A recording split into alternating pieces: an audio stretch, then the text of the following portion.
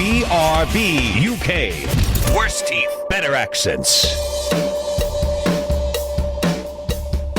Hello, and indeed ahoy hoy, welcome to episode 474 of BRB UK, and holy knob balls, it's 2022. How did that happen? Looks like COVID's finally going to bugger off, though. It's not 2022. What? I It is refuse to believe 2022, it. Tim. It is. That's Tim. It's the second sequel of 2020. That's what it is. 2022, 2020 harder. Is that what you're trying to call it? All right, okay, yes. Good. Then there's 2023 is 2020 with a vengeance. Is that where you're going? Yes, that's where I'm So going. you're basically you're going toe to toe with the brightest minds the government can assemble in their modelling of when COVID's going to be over, and you're going no, I've got it all worked out, mate. It's all to do with Die Hard movies. Yes, and there's going to be 3 years because there's three decent Die Hard movies. No, it's going to be more years. Unfortunately, it's going to get worse with worse acting. It could be worse. It could be following the intonation of the Fast and Furious movies, which are never going to end. Coleman, hello. Hi. How you doing? I'm good. Good Christmas. I was dancing all through the intro. You weren't dancing. You were doing a lot of dancing. I could just see you go. So for those of you who don't avail themselves of the opportunity to watch this with video, you should, because that's fun. But Coleman was very much giving me the tap me in look. Let me in, coach. Yeah, I know, right? So get me off the bench. So hey, boys, we had a Christmas, we had a New Year. Thank you, Coleman. Coleman, by the way, ensured that there was a steady supply of steaming hot podcast goodness continuing to trickle into your ears while we were away gallivanting, playing with our presents. What was your favourite? My favourite present or my favourite podcast? The favourite for fill-in podcasts while we were gone. Great British Debate. Yeah, I was quite happy to do that too. Yep. That was good. We may have to return again. Maybe not every week, but... It may have to return again, but not to overdo it. I mean, I was worried at one point Tiny Earl was going to get resurrected. There is a deep cut in the history of this podcast, ladies and gents. I thought Rebecca Brooks was making a comeback. Whoa. That's a deep cut. Wow. So anyway, we're going to get away from in-jokes. And, well, I think it's fair to say we're quite used to January being a quiet-ish month. Generally, in games news, historically speaking. Not this January, oh no sorry, Bob, because they announced that they're going to be retiring gunsmith materials from Destiny 2. Oh no. That is the big news. Oh, I know. Big news of the week. Weapons work. That is the big news of the week. I have no idea what that means. Exactly, because you don't understand the gravity of it, Tim. That's why you don't understand it, because the gravity of it is so massive. I think there was something else that happened. Not as big, but quite large in scope as well. But before we do that, we should talk about what we missed in the 4 weeks we buggered off. People didn't realise we buggered off because Seamless, we had a bunch of fill-in episodes to cover us, and that was nice. So what did we miss in the period of 2021, 2022 that we were away? Well, let me tell you, first of all, Tencent, they acquired Turtle Rock Studios. For how much money? $1 billion. Well, because that should, if they buy anything for 10 cents, for more than 10 cents, I think they ought to be forced to change their name. Otherwise, it's misadvertising under some act, and they should be flicked with rubber bands. Repeatedly. Do they use cents in China? Dollars and cents?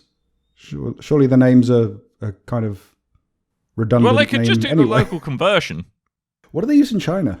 Chinese money. Let's ask Chinese Google. Money. Chinese what?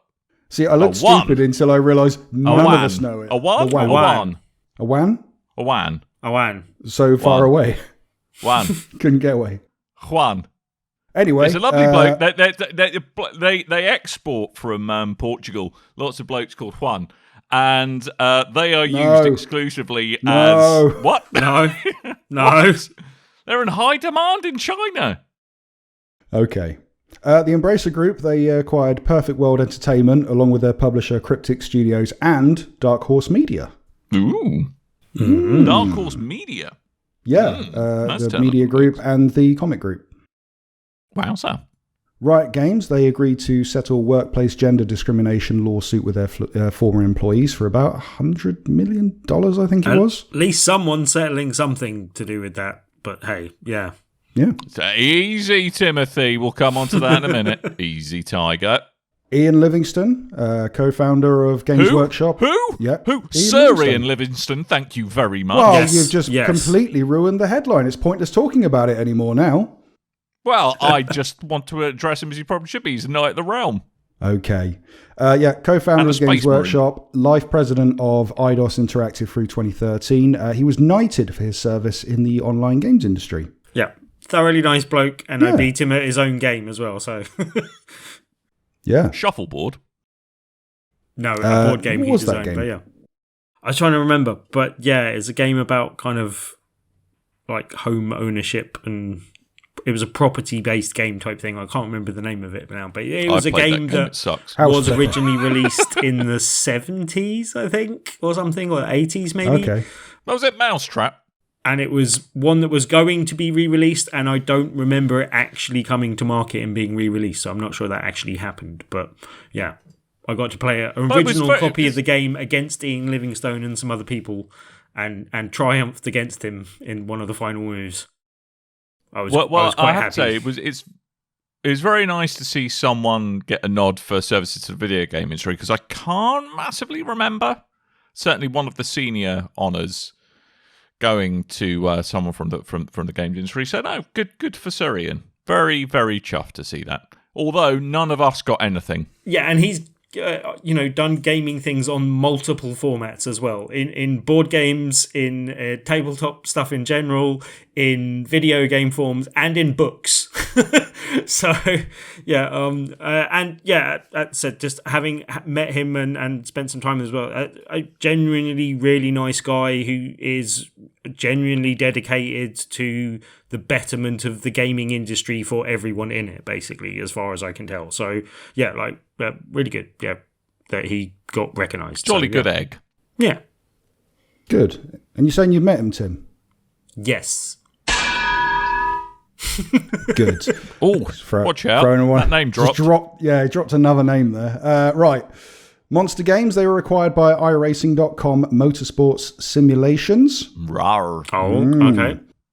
Monster Games, I think they did the NASCAR titles. Yes, they did. Yeah, drive really fast and turn left. Also, Sony confirmed that the next VR headset is called PSVR 2. No one wants to talk about that, though. Was blown. No one wants to talk about VR, though, today, I think. No. Also, we may return to that in the future, though.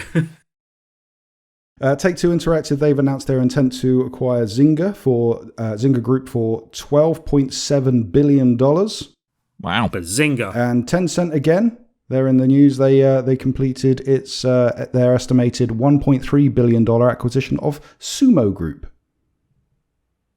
Yes. Sumo Games. That's an interesting one as well, though, because Sumo, one of the most recent things was Sackboy, no?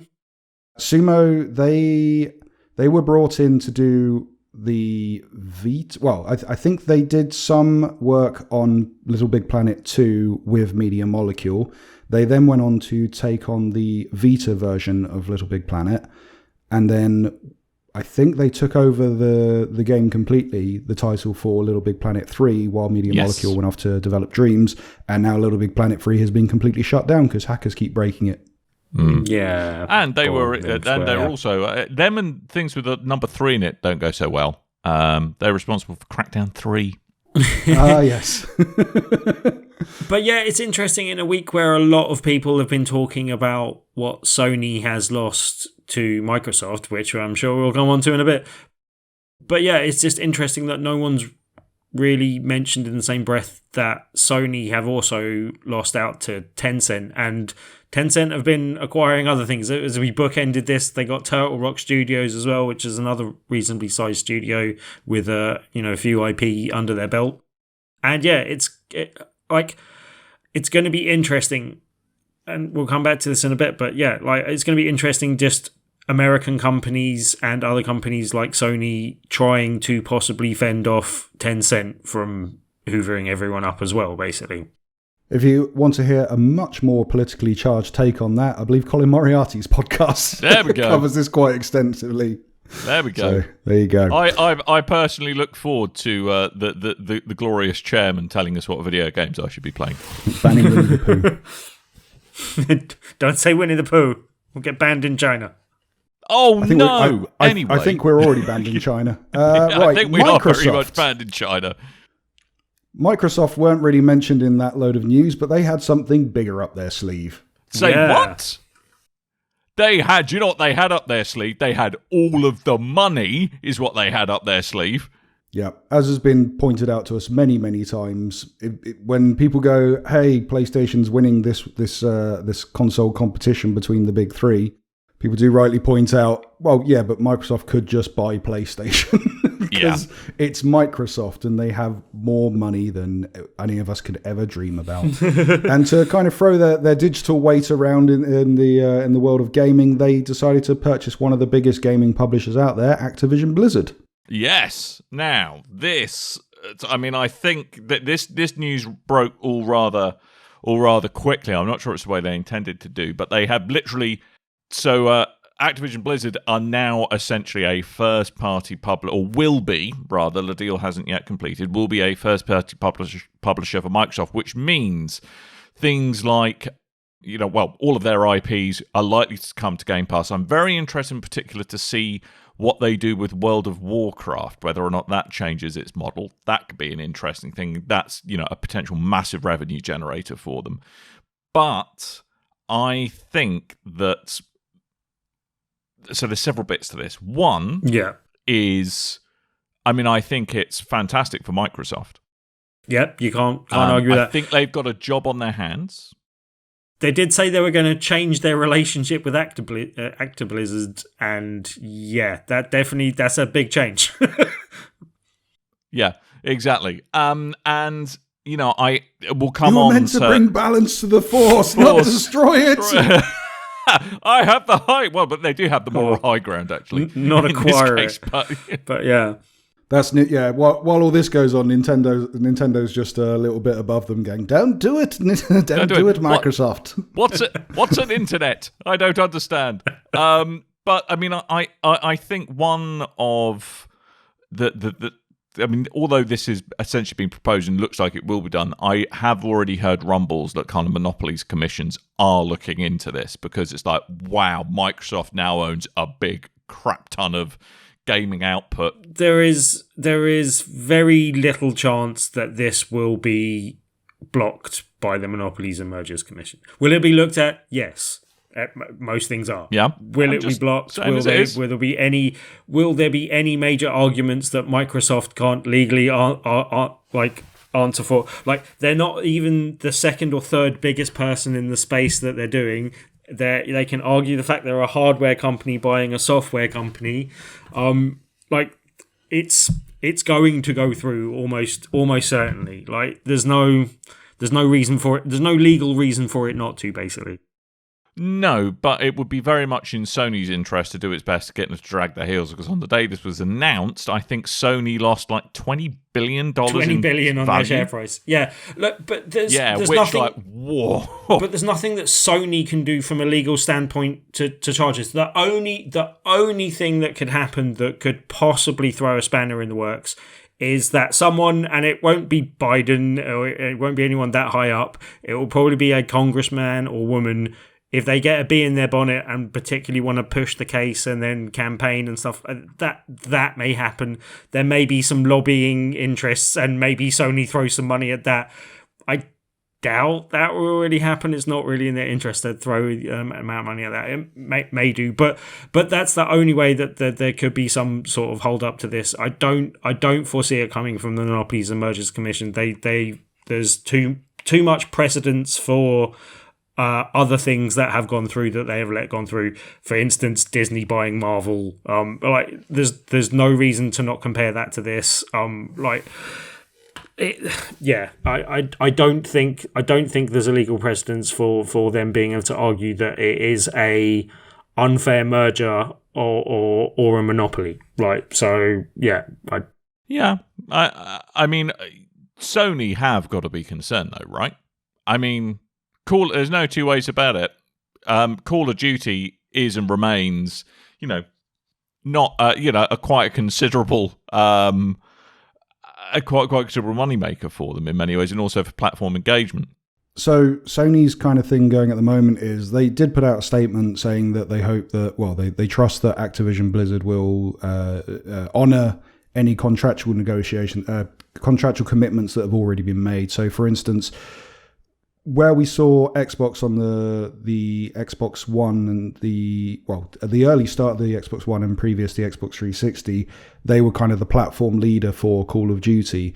And then once they gave that up, PlayStation took it over for the later life PlayStation 4 and for now. So, whenever you see a Call of Duty trailer, boom, PlayStation at the end. And I'm assuming there's a timed contract for that where they have to keep honouring that these things belong to PlayStation. Also, there's going to be if it was bookended by Activision Blizzard, a Microsoft company. Maybe so. It'd be as weird as the MLB The Show thing, where you load that up and it says PlayStation games and you're playing on an Xbox. But yeah, that was a bit of a non-announcement from Sony, though, because all they did is we expect Microsoft to honour contract law, basically. Like, that's not, it wasn't exactly big news. But people said at the same time when they made the Bethesda acquisition that certain things wouldn't go exclusive, and we saw that Deathloop did come to PlayStation exclusively, that Ghostwire Tokyo is coming to PlayStation exclusively, but that will probably be a timed exclusive for as long as they can, legally obliged to do so. And we've already seen that games like Starfield and Elder Scrolls will be exclusives in the future. So yeah, well, I mean, I also think there's an element of, I think we've all seen that Microsoft are willing and able to play the long game on this. And they go, all right, yeah, we'll see current contracts through. We've got no reason not to. We're still going to get money in our bank account at the end of the day. But, exactly. 5 years from now, it's going to be a very different picture, I think. Yeah, and if they're getting money from their competitors' platform, that's not the worst business model in the world, basically. No, and there's the other thing about, getting insight into software developer kits, yada yada yada. see what else is going on. That there may be a Halo benefit to Halo benefit. Here we go. Halo. Chanting. Monks. No? Okay. Thank you. I thought you were talking about that Halo when you said Halo, so yeah, anyway. I'm interested to see what this could bring in the future in terms of Activision Blizzard have a lot of licenses and IPs that they just don't use anymore. Dormant IPs, Yeah, and becoming part of Xbox, I know that doesn't officially happen till midway through 2023. If this does, I mean, it looks like it is going ahead full speed. But it's not just a case of getting Xbox to go, I think you should make this, but they have all these different studios they can now work with. You could have Tim Schafer's studio working on, I don't know, a Spyro game, something random like that. There's a lot of opportunities for all these different things to merge together, and I like the look of that. People have pointed out that Microsoft now own Crash Bandicoot as well, which is an odd situation. Yep. Yes, but yeah, that's a bizarre turn of events, isn't it? Microsoft not only own Toys for Bob, which is part of Activision Blizzard, who made the recent Crash Bandicoot titles, and there's someone else that made them as well. I can't remember, but they also own Banjo and Kazooie. Yes, they do. So there's a lot of cool mergers that can happen through this acquisition that I'm looking forward to seeing. And then when it comes to things like exclusivity on titles, I can see them totally doing that. Before I thought, hey, they're going to make a Elder Scrolls and it will be on all platforms and they will get a load of money for it, because why not? They did the same with Minecraft. They bought Minecraft. It continued to go out on other platforms. Mm-hmm. Makes sense. It's one of the biggest selling games. You make money off of it. That said, they then went, hey, the Elder Scrolls is going to be an Xbox and PC exclusive title, and so is the next Bethesda title, Starfield. So Could it be a case that they pull Call of Duty and make that an Xbox and PC thing, or could that be a Minecraft simulation where, because Call of Duty is one of the biggest selling games every single year. Yep. Apart from last year, but yeah. Well, okay, it's still a big game, but yeah.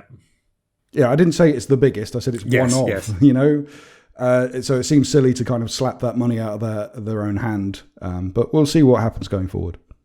If you view this in light of also the fact that although there's no ownership involved, Microsoft, or the Xbox division, Microsoft being very much in bed with EA through bundling of EA Play through Game Pass as well, that I actually think EA might find itself in a very strong bargaining position as a result of this, because I'm sure Sony will be like, seriously, please, once your contract expires with Microsoft, is there something we can look at here? Not only that, though, with the combination of first-person shooters, particularly on Bethesda and Activision's books, it does mean that there's a dearth of high-quality, high-selling first-person shooter IPs on PlayStation now.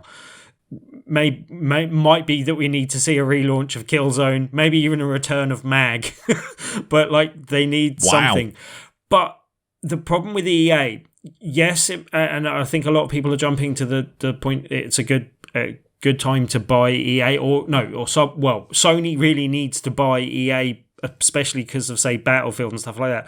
The only thing I would say with that at not the moment, based on the last Battlefield, mate. Well, exactly. Battlefield's in a bit of a lull, so that's not a great time. I also believe that EA's share price is currently hyperinflated by a by a likely long-term sustainable market, which is the whole foot stuff with FIFA, and that's a massive income thing for them. I don't see that being sustainable in the future. If that does crash, that could crash their share price, and I think people will wait for that period in time to possibly buy them, or something similar that crashes their share price, basically, and I just don't see that happening at the moment.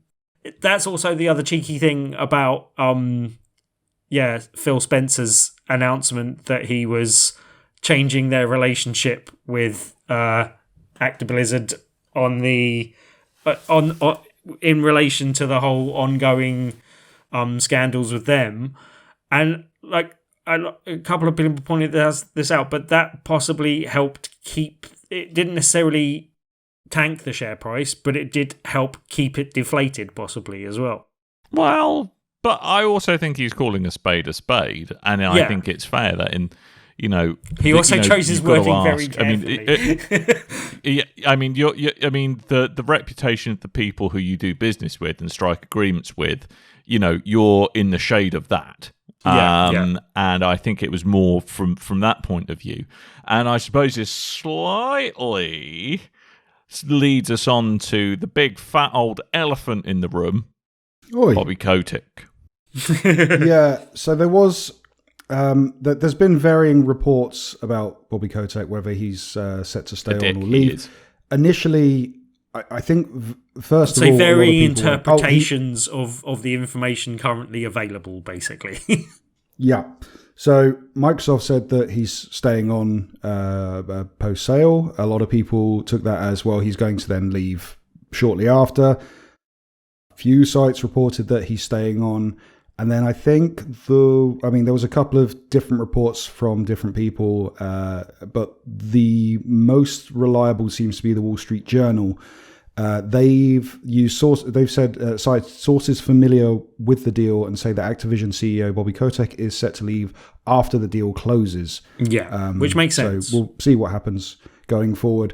Now, for public image, I stated before, I feel that the way that the press deals with things and the internet deals with things is that Bobby Kotick could have been kicked out of axed out completely by shareholders, and they would have seen that as, well, the problem's dealt with, we've got rid of him, and now we can all go back to normal. But the internet never forgets, and they will go, but there's all these problem with people on your board and all these other reports of managers and all this stuff.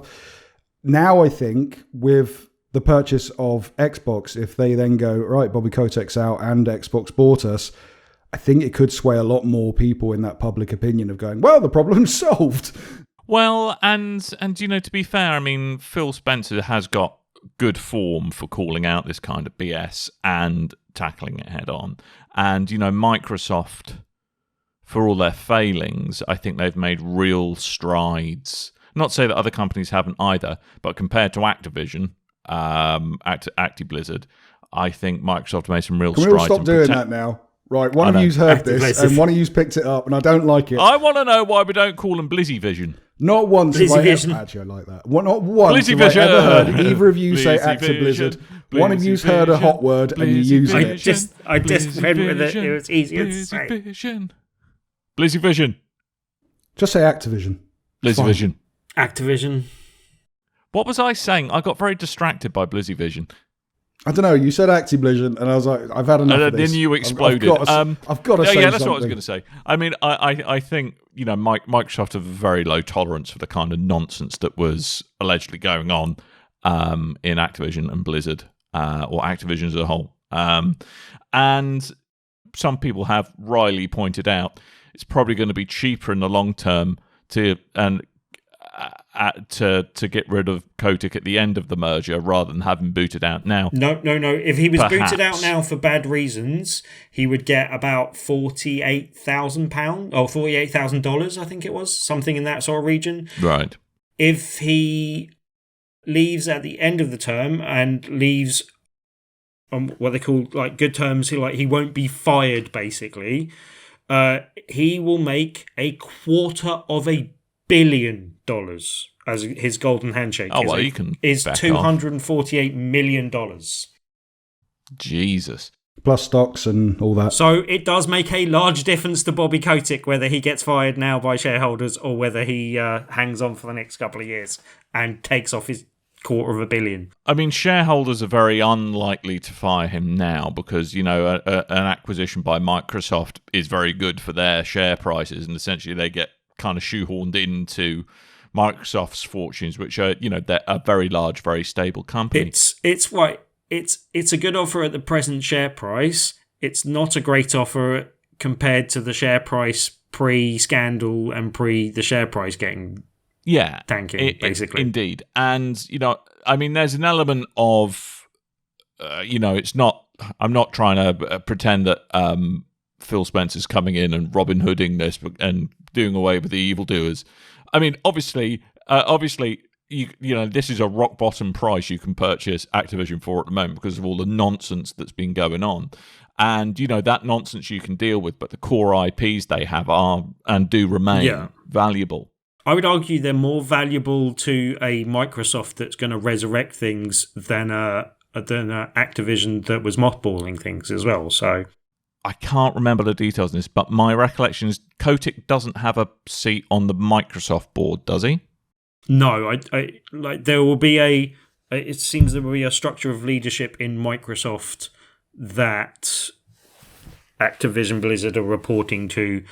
So for a period of time at least, there will be a remaining Activision board by the looks of things that Kotick will be heading up, and that will be reporting to Microsoft for a period of time. And at some point that will transition to an internal Microsoft thing, possibly with people going back and forth. And we'll see how that actually works out. There's no two ways about it. They're going to have to get their house in order in terms of treating people right. Yeah, and very quickly. Yeah. Perhaps that's better off in Microsoft's hands than it is in Bobby Kotick's or anyone that would follow him. And good news, we could see a reboot of Zork as a result of all this, because Activision own that. Good. I'm a little bit torn with this because I don't like the kind of put some cream on it, mate. I'm all out of faith as well. So it's Natalie Imbruglia reference. I like it. I've really grown quite frustrated with the state of the industry that seems to follow. I mean, it seems to revolve a lot around who's got the most money to buy this person, that person, this person, that person. I don't like all that, but at the same time, I do like how many games are coming to Game Pass. I was going to say, I think there will be benefits for gamers that being the chief one, basically, for now, that we can see visibly. And then once Microsoft owns all the companies, then Game Pass will suddenly become £80 a week. I do foresee a price increase. Yeah. I mean, possibly when I'm gonna this stuff hits, but we'll see. I mean, it puts Microsoft in an exceptionally strong position going forward. But actually, and I'll talk about this a bit later in what we done played. I actually think it's a really good time to be a PC gamer at the moment, because that is going to be a common ground for a lot of stuff going forward. We'll talk about that more later, but I think, ironically, people who play games on PCs are probably going to really benefit from the fallout from this situation. Right. Shall we stop talking about Microsoft for this week? One other thing, though. Who do you think Sony should buy at the moment? I don't think anyone should buy anyone. I've had enough of it. I think they've got it Put to your kind of checkbook answer away. what's going in. But yeah, we'll see. I mean, look at the list. How many companies got bought in the 4 weeks we were gone? Well, apparently they trademarked Too much. the Psygnosis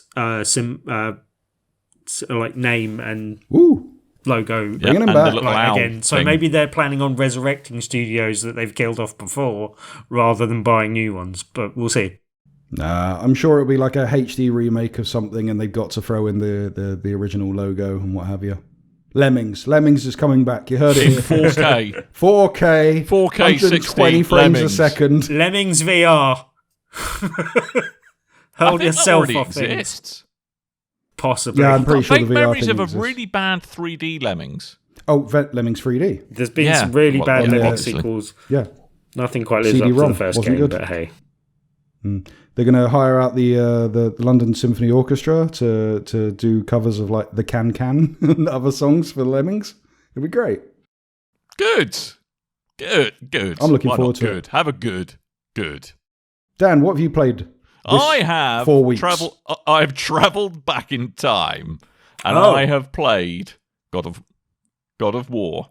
So you got yourself a PlayStation 4 and started playing God of War, Dan? I've still got a PlayStation 4, but I bought this on Yes. PC. Bought it on PC. Purchased Okay. it with Earth money. I purchased it with Purchased cash it with money. cash. With cash money. That's it. I actually rubbed £10 notes into the screen of my Feeding PC. it is how into it the works. screen. Lovely. So this is yet another one of Sony's previously tightly held IPs that's made its way to a non-PlayStation platform, still Like under this. the guise of PlayStation Studios. And God of War is this one. And my goodness, this game looks incredible. I mean, although I don't have a PS5, I know, smallest violin in And the you world. never and all will. that. No, I never bloody will. And I mean, comparing the footage on PC to what, I had a look at the Digital Foundry stuff they've been doing. There's some really excellent comparisons with the console versions.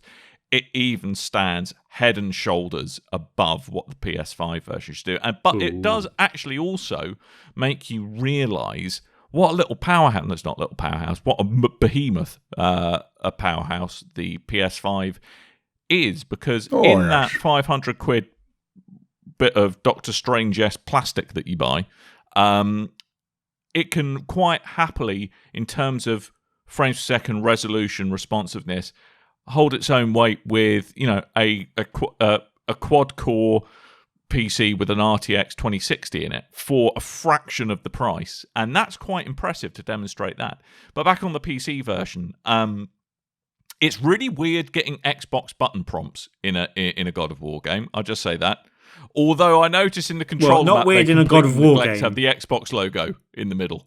But it's, I mean, I'm running it on a fairly decent PC, and I can put everything up to Cilio Vision. But it has been very well Cilio optimized. Vision.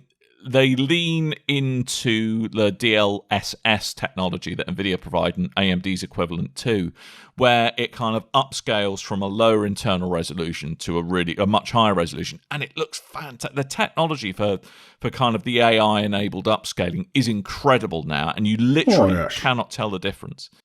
Yeah, I was looking at some YouTube videos of the Ultra Spec with the just full performance settings, and I felt I mean, I've only recently just finished God of War myself, but I've been playing the PS4 version on a PS5, and I was touting about it on the show, just going, this is the best way to play God of War. And then I saw that one. Oh, but that looks so good. Yeah. Why does that one look so good? I mean, I have to say that, and it's all the little bells. Was like the volumetric lighting looks incredible. The little bits of reflections, the extra depth you get, and all of the textures across the board being a much higher resolution. Oh yeah. I mean, it was a pretty game on the PS4, so it was an incredible looking game. And this really takes it to the next level. And it really, I mean, I think one of the strengths of God of War was it's wonderful, and it's just a great narrative to that game. I mean, the action sequences are fantastic as well, but as a bit of storytelling, it's exceptional. And the way the kind of visual uplift actually helps carry the story and makes it more impactful. You know, and seriously, for 40 quid, if you own a PC that can vaguely even run this, if you've got 40 quid lying about, for the love of God, get this. It's an incredible game, a truly incredible game. And, you know, maybe a sign of things to come where as far as Sony's own IP goes, I think they're going to, as a result of this deal between Activision and Microsoft, to help maintain, you know, money kind of cash flow coming in the way it has previously. If Microsoft walls off everything as exclusives, I think you're going to see people Sony pushing a lot more stuff to the PC just to widen its install base. And, you know, clearly they've got some very talented people dealing with these PC ports. They're not just lazy ports. They are proper remasters with just incredible levels of attention to detail. Yeah. I am, you know, God of War originally back in 2018 was a great game. This is now a phenomenal game. Yeah. And probably my favourite game of all time, basically. Definitely has my favourite boss fight in it as well, like early on in the game. But yeah, really, really great. Yeah. It's incredible. If you don't pick this up, well, you're an idiot. I already did. But you're still an idiot. It's probably been surpassed as my favourite game of all time. Tim, but yeah. It was at the time. Tim ended up beating my copy, and then I played it years later when I got a PS5. Nice. It looks so good on the PC. Like even just like the skin textures, it's mad how good they look on the PC. You can see his paws. You can see Kratos' paws. Paws. He has paws. Yep. Yes, he has. Yeah. Dog of War. Yes. That's like Dog of War, Dan. No, that's a dyslexic version. Dog of Wad. God spelt backwards. Dog. Jesus spelt backwards. Sausage. Maybe there's something in it after all. Yeah. Yeah. Hey. Anyway, I got some games for Christmas, as I predicted I would. Congratulations. I love our little chats. What games did you get for Christmas, Colin? I'm happy we all enjoy God of War now. Yes. So, I always enjoyed a God of War. I enjoy it even more, though. I got so many games that I had to do something a little bit drastic and ended up expanding the hard drive space of my PlayStation 5 to fit all the games. Oh, have you put a new Super Sexy Drive in it? I did. I got a new terabyte Super Sexy Drive. I only went for 1 terabyte because they're really expensive. Too expensive still. Yeah, eye-wateringly expensive. Did you get a little NVMe drive? Yeah, I did. And at least now I can I can install all of the Hitman games and expansions in one go. See, I just bought myself an external SSD on the basis that I can then reasonably quickly transfer things back and forth, and I had a shed load of PS4 games to dump onto it anyway, so... Good. Yeah. Oh, you still want a Super Sexy Drive? Well, yeah. Drive. It was a Super Sexy Drive. Yeah. It's just external.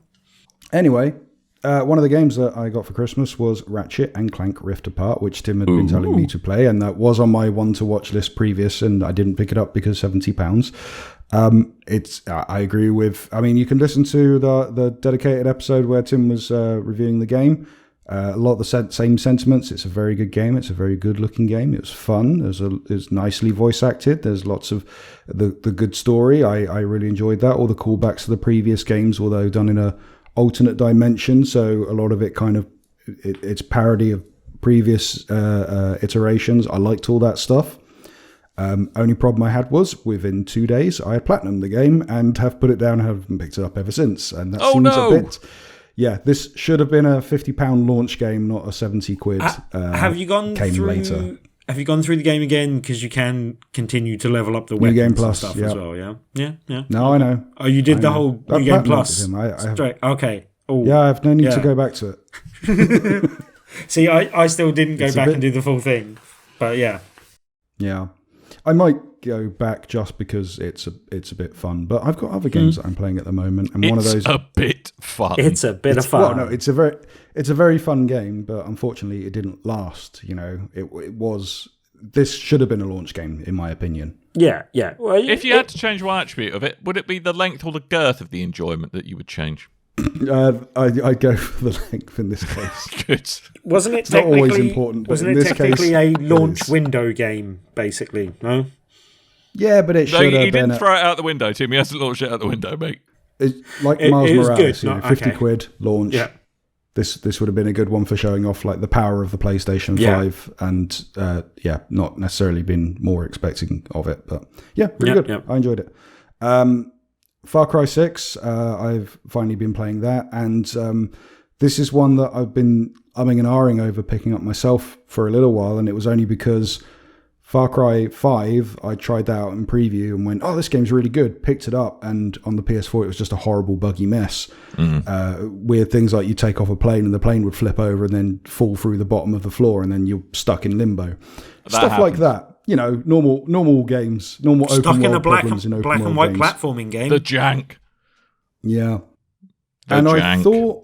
I thought this, and also I tried to go back to Far Cry 5 to see if it was any good after patching, but unfortunately, even though they patched it on the Xbox consoles to make it play at 60, they have not done that to the PS5, PS4 version. So I started playing it and felt very, very ill because it just chugged badly.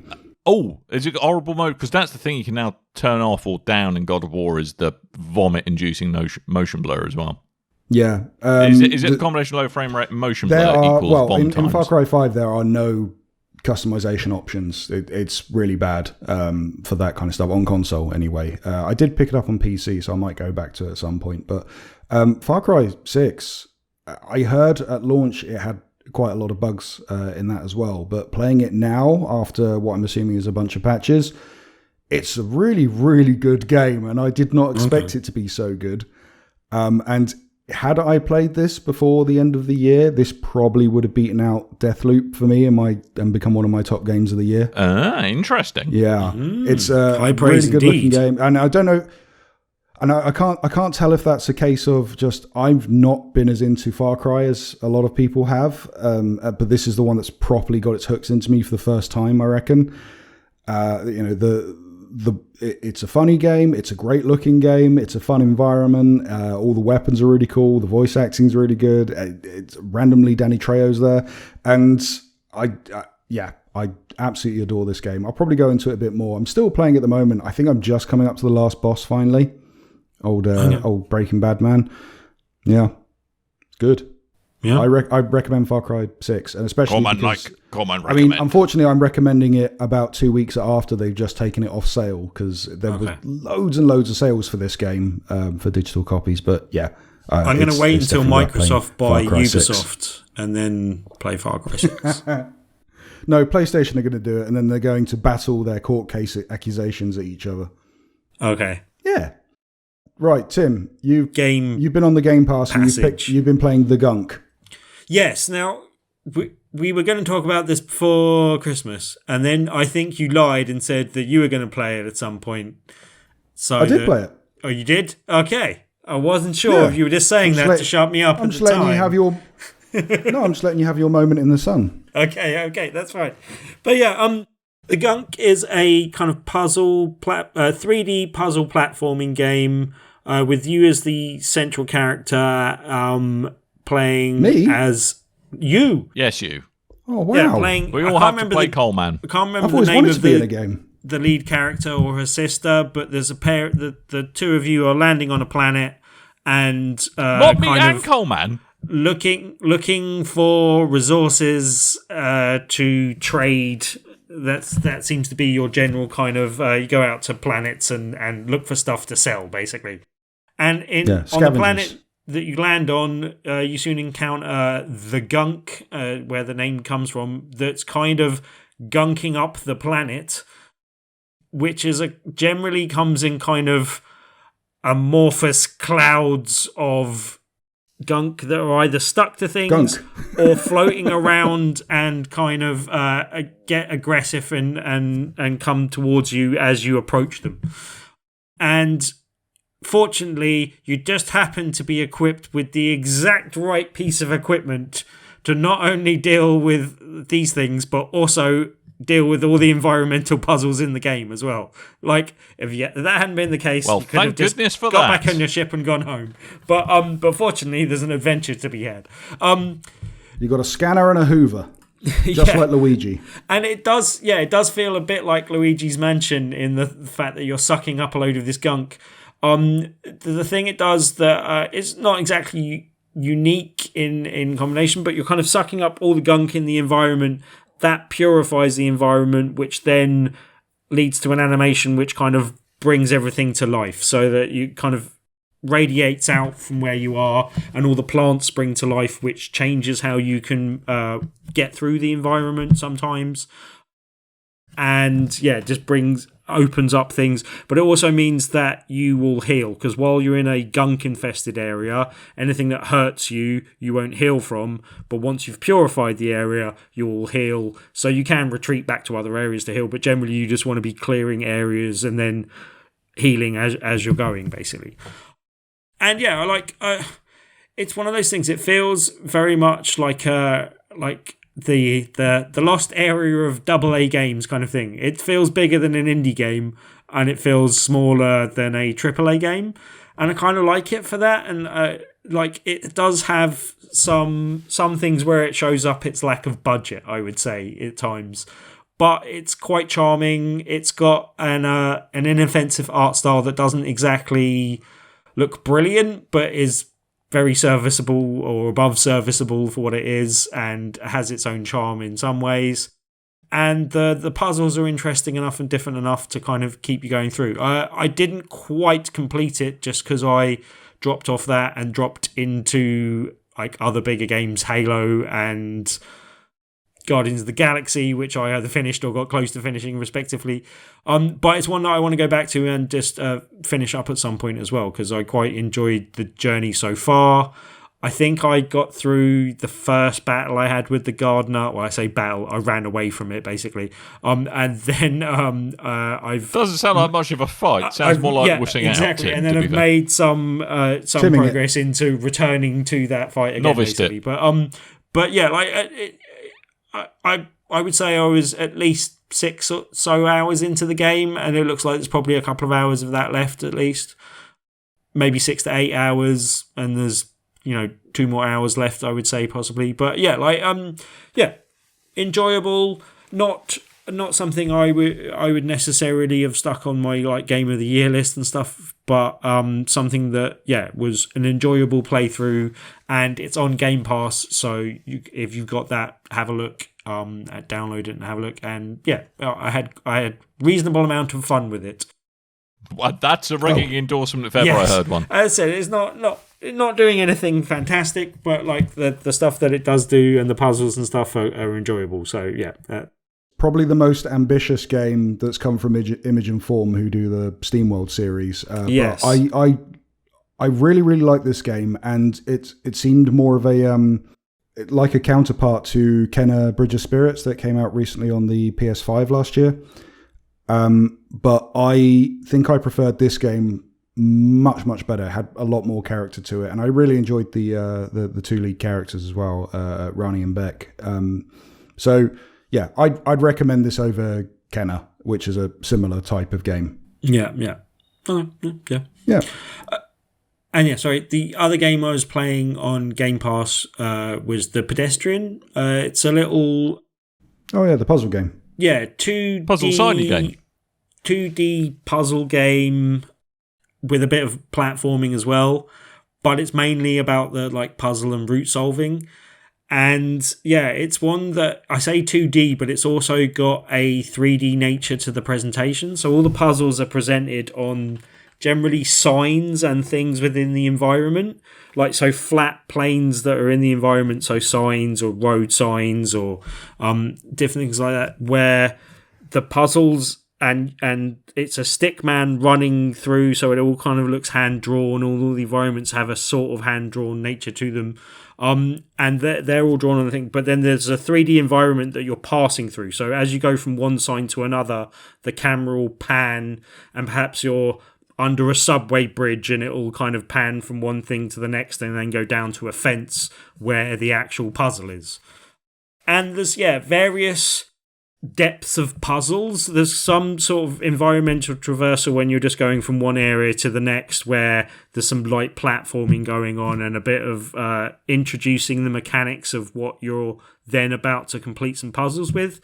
And generally it kind of ramps up to, you'll get to a new area and then it kind of traverse your way through across a few different signs and then come across a area of puzzles where you have to get different components through different doors, and each door will have a different puzzle in it as well. So even though there's like several levels, there's various different like breakups and various different puzzles, and like there's quite a lot of puzzles within puzzles and multiple puzzles you've got to solve to get a key to get through a door to like, and so there's a lot of stuff like that. And quite late on in the game, and I've been playing it for again about 6 to 8 hours, I'd say.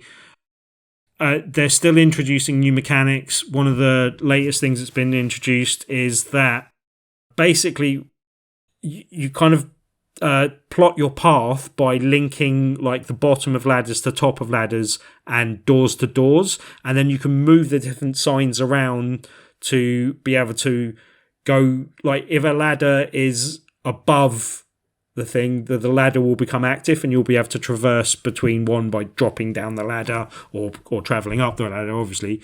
Whereas doors have to be facing each other. So if you move two of the signs, you can actually move them the other way around to then walk through those doors differently and be able to travel in different directions. But if you disconnect any of those points at any time, it usually resets the whole puzzle.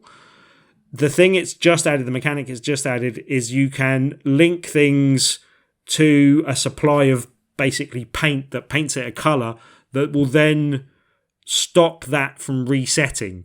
So there's puzzles based around keeping what's going on that room active and resetting the rest of the puzzle around you, and then kind of and there's lots of things with like 3D perspective and like stuff where you drop through holes to get to another level, and it gets very confusing, and there's like, I don't see how there's a like solution to this puzzle, and then you'll see the solution and it's quite involved as well. But yeah, I really enjoy it. Like it's really like nicely presented, to the fact where this is a 2D puzzle game that had a hard time playing on cloud gaming. It's one of the few games I struggled to play on cloud gaming, which seems really odd. But yeah, I have a question. Yes, go on. When you saw the sign, yes, I saw the sign. Did it open up your eyes? Yes. Did it open up your eyes? Mm-hmm. Did you find that life was demanding without understanding? No. Never go full Ace of Base. No. Never go full Ace of Base. Never go full of Ace of Base. Or full of Ace of Base. Full of Ace of Base. Full of Ace of Base. But well, anyway, I'm glad that it did open up your eyes, Tim. Yeah, but it's a really inventive, head-scratching puzzle-solving game, and yeah, I highly recommend it, basically. So yeah, it's definitely, again, it's on Game Pass, so try if it's on there. But it would be a really good fit for Switch as well, I think, and it's just a really good puzzle game, so get it wherever you get your games, basically. Exactly. And Lorks of Mercy, talking of Game Pass, something's come back that you should definitely check out, and that's Outer Wilds 2. Oh, yeah. That's another fantastic puzzly game. There was also another 6 games or so that came out today as well, I think. I downloaded 3 games today. Lordy. Death's Door's one of them. And yeah. Yes. Oh, that's the one with the crow. Yes, that looks really cool. Windjammers 2. Windjammers 2 came out today. I downloaded that. And there was another one I downloaded, and a couple of others I was interested in. Are we all forgetting Ghost Recon? What's it? Yes, I am. Ghost Recon Extraction as well. Yeah. Rainbow Six. I'm all for some co-op shooty, but competitive shooty makes my brain sad. Yeah. Apparently it's not great, but hey, screw it. It's 3-player co-op against environment. So I still want to play Aliens Fireteam as well, though, because we should get that installed for the weekend. Yes. Good. Right. Well, I think we're actually out of stuff that we done played. Lovely. Was that a good bowel movement, Com? That sounded like it was a clean exit. I find if I make irritating noises like that, then I can cover up my stomach rumbling. Nice. Right. Well, that is just about it. So we talked about all the things. Yes, we have talked about all the things, but not before we shine the limelight, or what passes as limelight around here, on some charity stuff. So, Tim. Who's she? Charity. She's a lovely girl. I was going to know a girl called Charity once. Coleman lead the charge with this one, as I believe he's done the research. Very generous. Yeah. Tim wanted to... I just see Charity, Tim, and I think of you. That's very Tim kind. wanted to start the face of giving. Charity shout out, so we're not just talking about one specific charity each and every week. So I thought, hey, I'll have a look around, and Game to Cure. And that's the event for Children with Cancer UK. Obviously, children with cancer, not a good thing. That's something that we can help with by raising money to help with treatments and what have you. So, absolutely. You can find out more on the website for Children with Cancer UK, which is childrenwithcancer.org.uk. There is a section there for fundraising and gaming. They do lots of different fundraising. It's not just the Game to Cure. You can do marathons and bake sales and what have you, but also there is the gaming component where you do a 12-hour live stream. It doesn't have to be live streamed, but you can do a 12-hour gaming marathon. You can live tweet it. You can stream it out to YouTube or Twitch or whatever you want. They're happy. They give you information on the website on materials for banners and advertising and what have you. All really useful stuff. The idea of the 12-hour live stream, it's to represent the 12 children and young people that are diagnosed with cancer every day in the UK. You can go sign up, or you can go donate to people that are also taking part and get involved. Yeah. Yep. Excellent stuff to get involved with. And there's, it's with the technology that we now have. I remember back in the day when Extra Life started, actually how difficult it was to get streaming, to get going, to get people involved with what you're doing.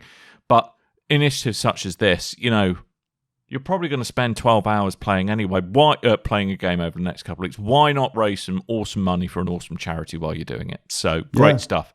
I mean, looking at my my PlayStation stats that recently came out, I could have raised a lot of money. There we go. There we go. So that's Game to Cure for Children with Cancer UK, and you can find that at www.childrenwithcancer.org.uk/how-you-can-help/fundraising/gaming. I'm sure you can find a link on childrenwithcancer.org.uk straight away if you drifted off to sleep through that URL. If you Google games 2 numeral 2 cure, then it'll pop up first one. Lovely. Yeah. It's Lovely, something we're splendid. all. I mean, I think I speak for everyone when I say we're all against cancer. Yeah, cancer's a dick. Definitely. Yeah, good. So, support this one, please. Yes. And we'll find something new for next week.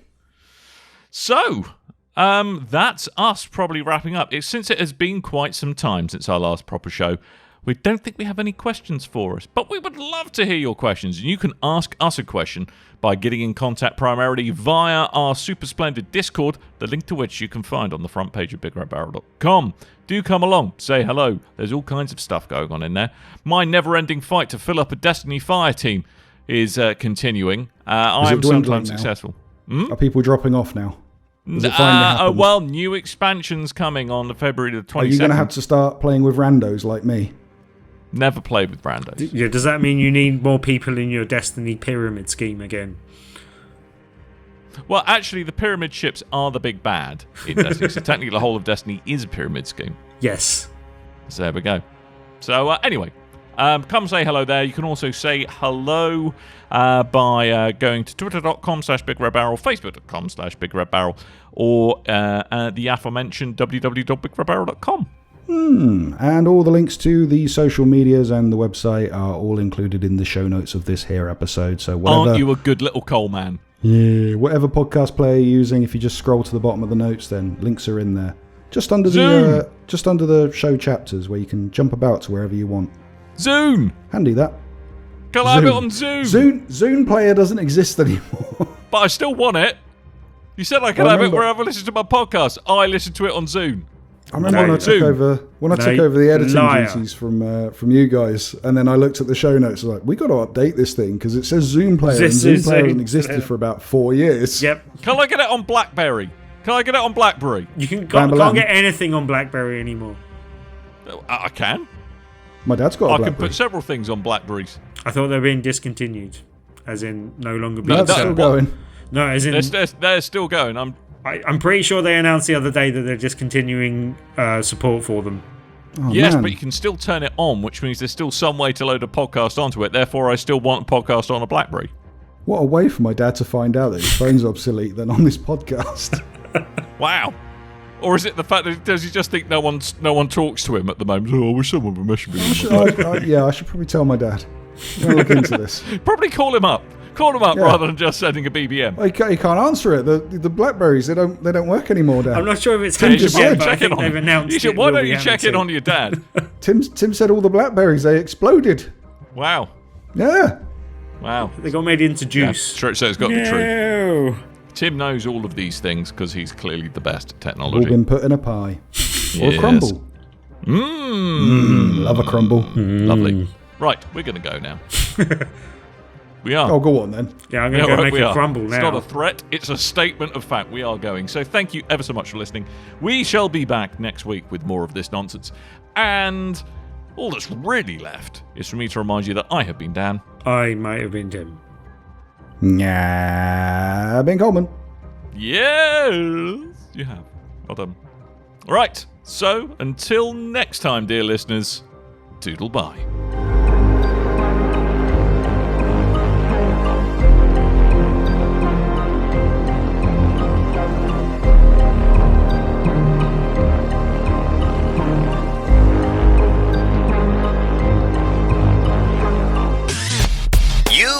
Your ears are quite welcome for the podcasting goodness that you just heard.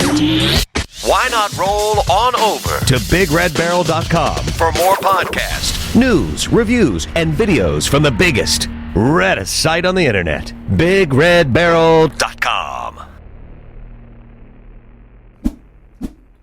Also, it's very important when attracting children to a franchise such as this, you don't scare them with nightmare fuel and the horrible weird face of weird teeth that was coming out. There was a reason the internet reacted really badly